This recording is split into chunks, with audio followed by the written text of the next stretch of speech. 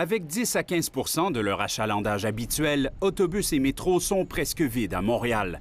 Mais tôt ou tard, les usagers reviendront en grand nombre.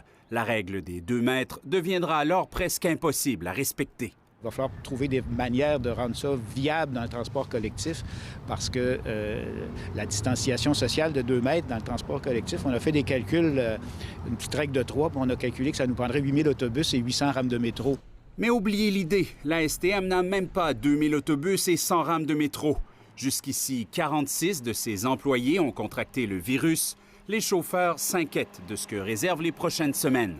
Ce qu'on demande de santé publique, c'est d'imposer le port de masque dans le transport en commun.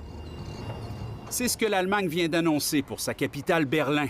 Le même scénario est à prévoir en France, pendant qu'aux États-Unis, au moins 7 États, dont New York, imposent déjà le masque dans tous les lieux publics. En réponse à un journaliste anglophone aujourd'hui, Horacio Arruda s'est avancé pour le Québec.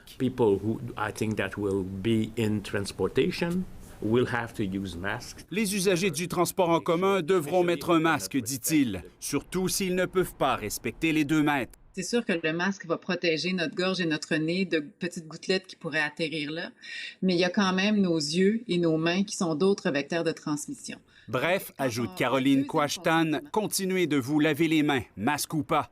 Dans les rues de Montréal, l'idée de se protéger le visage fait son chemin. Ce que je vous vois ce matin avec votre foulard, c'est justement pour ça? Oui, c'est pour prévenir, là, tu sais.